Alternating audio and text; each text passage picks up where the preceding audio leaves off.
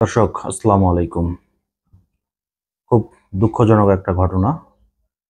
ভারতের মুখ্যমন্ত্রী, বিশেষ করে পশ্চিমবঙ্গের মমতা ব্যানার্জি আজকে একটা বক্তব্য দিয়েছেন। তার এই বক্তব্য নিয়ে অনেক সমালোচনা হচ্ছে বাংলাদেশে। তবে আমি যেটা মনে করি যে এই মমতা ব্যানার্জি আর এই যে শুভেন্দু, এদের দুজনের মধ্যেই কোনো পার্থক্য খুঁজে পাওয়া গেল না তাদের কথাবার্তার মধ্যে। শুভেন্দু যেমন একটা উন্মাদ, ঠিক তার মতোই কথা বলল এই মমতা ব্যানার্জি। বিশেষ করে 5ই আগস্টের পরে বাংলাদেশে নাকি হিন্দু সম্প্রদায়ের লোকজন অনেক অনিরাপত্তায় রয়েছে। কিন্তু কয়েকদিন আগেও কিন্তু ভয়েস অব আমেরিকা একটা রিপোর্ট করেছে, সেখানে কিন্তু স্পষ্ট বলে দিয়েছে যে বাংলাদেশের হিন্দুরা এখন সব থেকে বেশি নিরাপত্তা পাচ্ছে। বিগত হাসিনা সরকারের সময়ও কিন্তু এতটা নিরাপত্তা পায়নি। এবং আমরা কিন্তু দেখেছি আওয়ামী লীগের লোকজন কিভাবে হিন্দুদের বাড়িঘর দখল করে নিয়েছিল। এবং একজন পুলিশ প্রধান বেনজির আহমেদ, সে কিভাবে গোপালগঞ্জে, ফরিদপুরে কিভাবে হিন্দুদের জায়গা জমি দখল করে নিয়েছিল। তখন কিন্তু ভারতের এই সুশীলরা কিন্তু চুপ ছিল। তবে এখন যেহেতু তাদের স্বার্থে আঘাত লাগছে, এখন তারা মনে করেন এক একজনের উন্মাদ হয়ে গেছে, পাগলের মতো কথাবার্তা বলছে। ঠিক নরেন্দ্র মোদী, অমিত শাহ যেভাবে কথা বলতো, ঠিক তারই সূত্র ধরে কিন্তু এই মমতা ব্যানার্জিও কথা বলছেন। তো উনি একটা ভয়ঙ্কর মন্তব্য করছেন যে বাংলাদেশে শান্তিরক্ষী মিশনের থেকে শান্তিরক্ষী মিশনের বাহিনী পাঠাতে বলছেন। এটা নিয়ে বাংলাদেশের অনেকগুলো গণমাধ্যম নিউজ করেছে। তার মধ্যে অন্যতম একটি নিউজ করেছে দৈনিক ইত্তেফাক। ইত্তেফাকের খবরের শিরোনামে যেটা বলা হয়েছে যে বাংলাদেশের শান্তিরক্ষা বাহিনী মোতায়েন, মোদির হস্তক্ষেপ চান মমতা। তো খবরে বিস্তারিত যেটা বলা হয়েছে যে বাংলাদেশে জাতিসংঘের শান্তিরক্ষা বাহিনী মোতায়েন চেয়েছেন ভারতের পশ্চিমবঙ্গের মুখ্যমন্ত্রী মমতা বন্দ্যোপাধ্যায়।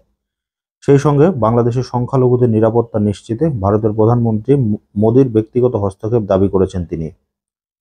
খবরটি প্রকাশ করেছে এনডিটিভি। প্রতিবেদনে আরও বলা হয়েছে, বিধানসভায় শীতকালীন অধিবেশনে যোগ দিয়ে মমতা কেন্দ্রীয় সরকারকে জাতিসংঘের সঙ্গে কথা বলার আহ্বান জানান। মমতা বলেছেন, আমাদের প্রস্তাব কেন্দ্রীয় সরকার জাতিসংঘের কাছে বাংলাদেশের শান্তিরক্ষা বাহিনী পাঠানোর আহ্বান জানাক। এছাড়া পার্লামেন্টে নরেন্দ্র মোদী ও পররাষ্ট্রমন্ত্রী এস জয়শঙ্করের বিবৃতি দাবি করেছেন। ইতিমধ্যে কিন্তু আপনারা আজকে দেখেছেন যে কলকাতায় কিন্তু বাংলাদেশি উপ হাই কমিশনারে কিন্তু তারা হামলা করেছে এবং এটা নিয়ে কিন্তু তারা দুঃখ প্রকাশ করেছে। এছাড়াও সিলেট সীমান্তে কিন্তু তাদের বেশ কিছু লোকজন কিন্তু বাংলাদেশে ঢোকার একটা চেষ্টা চালিয়েছিল। সেখানেও কিন্তু বিজিবি বা তাদের বিএসএফ তাদেরকে সরিয়ে দিয়েছে। বাংলাদেশ নিয়ে প্রচুর উস্কানিমূলক বক্তব্য কিন্তু তারা প্রতিনিয়ত দিয়ে যাচ্ছে।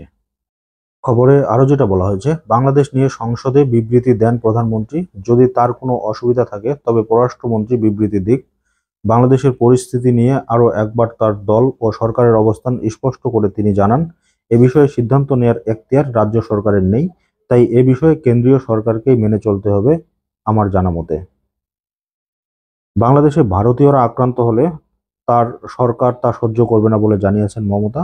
তিনি বলেছেন, বাংলাদেশে ভারতীয়রা আক্রান্ত হন তবে আমরা সহ্য করব না, আমরা তাদের সেখান থেকে ফিরিয়ে আনতে পারি। ফিরিয়ে নিতে চাইলে ফিরিয়ে নিয়ে যান, তারপরে তো এইভাবে উল্টাপাল্টা মন্তব্য না করাই উচিত। বিশেষ করে আওয়ামী লীগ সরকার যখন ক্ষমতায় ছিল, তখন যখন বিএনপির নেতাকর্মীগুলোকে মারা হয়েছিল, রক্তাক্ত করা হয়েছিল, তখন তো আপনাদের এই সুশীলগিরি কোথাও সুশীলগিরি আপনারা দেখাতে আসেননি। এখন দেখাতে আসছেন, তার একটাই কারণ, আপনাদের স্বার্থে আঘাত লেগেছে।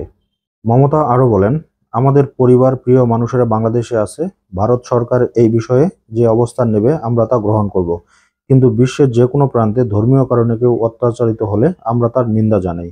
আমরা এই বিষয়ে ভারত সরকার ও প্রধানমন্ত্রীকে হস্তক্ষেপ করার আহ্বান জানাচ্ছি। এই হচ্ছে মমতার বক্তব্য। তো এক্ষেত্রে কিন্তু বাংলাদেশের যে হিন্দু কমিউনিটি বা হিন্দু সমাজ আছে, তারা কিন্তু একবারে নিশ্চুপ। তারা ভারত যা বলতেছে তাদের মতোই কিন্তু তারাও কিন্তু চুপচাপ আছে।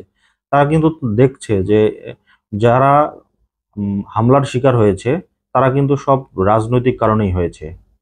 তো তারপরও কিন্তু বাংলাদেশের এই হিন্দু এখন সুশীল সেজে চুপচাপ বসে আছে। তারা হয়তো চাচ্ছে যে বাংলাদেশ ভারতের একটা অঙ্গরাজ্যে পরিণত হোক। দর্শক, এই ব্যাপারে আপনারা আরো কিছু জেনে থাকলে আপনাদের মন্তব্য জানাবেন। আজকের মতো এই পর্যন্তই। আল্লাহ হাফেজ।